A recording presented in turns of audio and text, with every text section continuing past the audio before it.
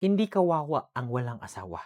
Ang kawawa, may asawa ka nga, pero hindi mo ramdam na asawa ka. Kaya wag mong kaawaan ng single. Hindi sila kulang, hindi sila kawawa. Mas kawawa yung may kasama ka araw-araw pero mag-isa ka pa rin sa laban. Magkasama sa bahay, pero hindi magkausap.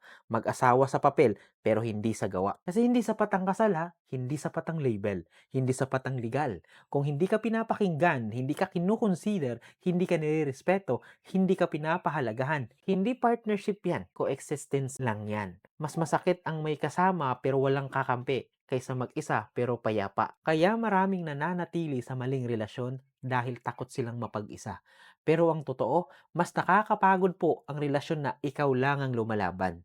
Yung kailangan mong ipaglaban ng respeto mo, yung kailangan mong ipaalala ang halaga mo, yung kailangan mong magbakaawa para maramdaman mong mahalaga ka, hindi ganyan ang asawa. Kaya hindi ka talo kapag single ka ha. Hindi ka kulang kapag mag-isa ka.